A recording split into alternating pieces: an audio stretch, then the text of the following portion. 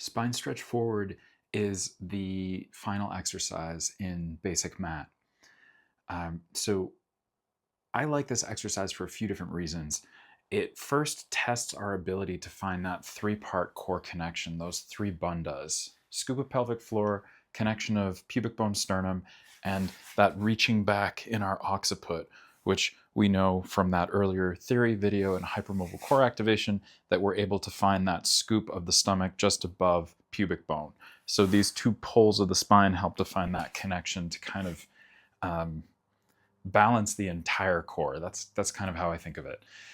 The second reason why I like spine stretch forward is because it allows us to work this concept of what I think of as introversion. So the spine in flexion, and that as we reach forward in that, we're mapping that the shoulders can basically, as we're in a double back body lengthening, a back body lengthening in both sides of the pelvis, both shoulders, that both shoulders, as we flex the spine, will the shoulder blades will elevate, laterally rotate, and protract. So they get up and out of the way of the rib cage so that you can actually more deeply flex the spine.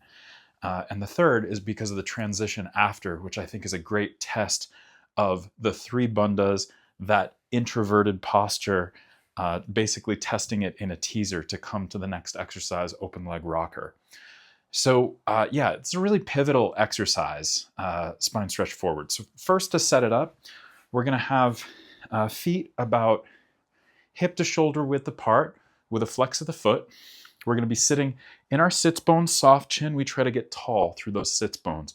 Arms long on the coffee table. Traditional version was down here with legs wider, hands on the mat, and curling into yourself. The one I was taught through Classical Pilates USA was really to make sure that we just keep the arms parallel to the floor. So this is basically like the end of a roll-up. So we know in our roll-up, if we're inhaling chin to chest, exhale, curling through, we go in sacrum, we switch to sits bone, we curl as far as we can while keeping our weight in the sits bone, and then we would come back to the floor. This is basically working us from upright, neutral spine into that introversion, and then back up again. So what I think is most important as we do this, I want you to find a little scoop of pelvic floor standing long through those sits bones, soft chin, reaching through the crown of your head. So thinking that you're standing in the pelvis, you're getting as tall as you can. Then as you curl sternum to pubic bone and you start to fall forward, it's just like our roll up. You can only fall as far forward as you can keep the weight in the sits bones. If you start to shift your weight towards your heels and you feel a big stretch in your hamstring tendons, it's not really doing anything.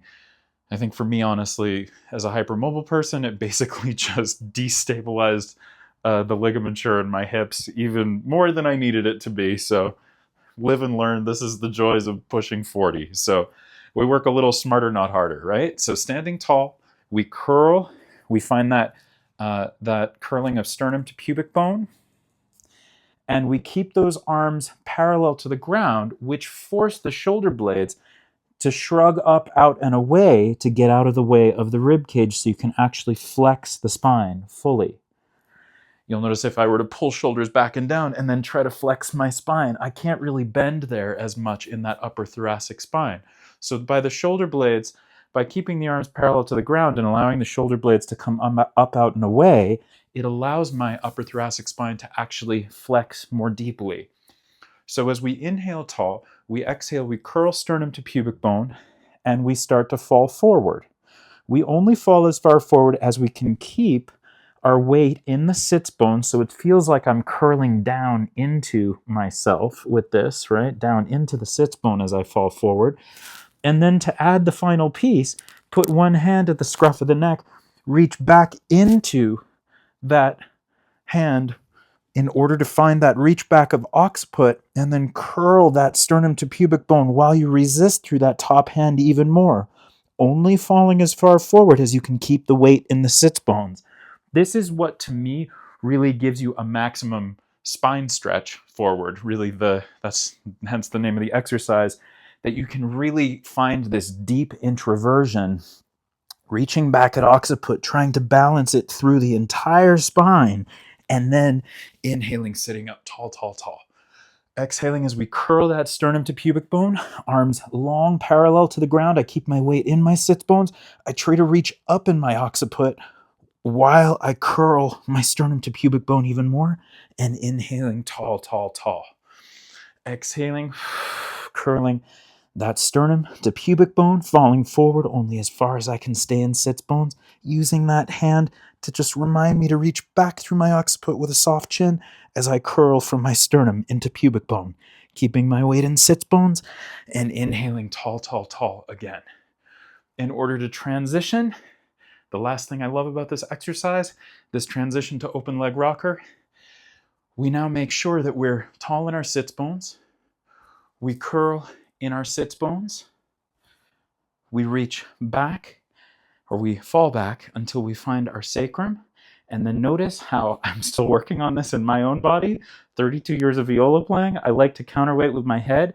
Reach back in your occiput while you keep this scoop of pelvic floor, this connection of sternum pubic bone.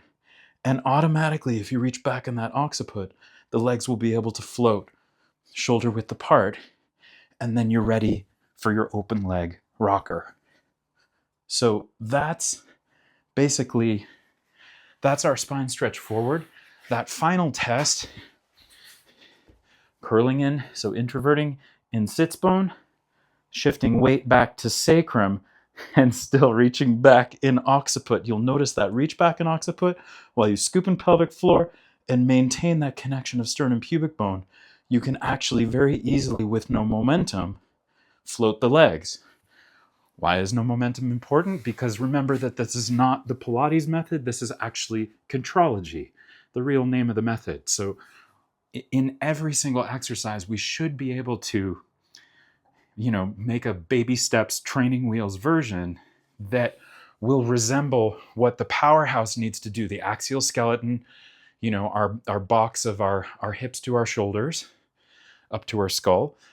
We should be able to find something that resembles the spinal movement that we're looking for with absolutely no momentum. So these are some variations that I propose in terms of how to break that down and think about the movement of the bones, the balanced movement of the bones, to find a comprehensive engagement of the core. And again, as a hypermobile human, if I don't think bones first, and I think soft tissue cues of, scoop in here, pull this together, all of that, if I lead from a bunch of soft tissue cues, I almost feel like I'm locked in and I can't really move anywhere. So let me know how that resonates with you. Again, it's always easier to prepare the Pilates work for me once I've gone through the monkey body, rocking, mashing, rolling, and then some spiral stretches in order to open up the junctions of spine, our hips and our shoulders, as well as some archetypal postures to make sure that we're connected all the way through that lower leg and foot. So if you'd like any more information about that, I'd be happy to send you our free masterclass as an introduction to the method. And let me know how that feels in your body. Thanks.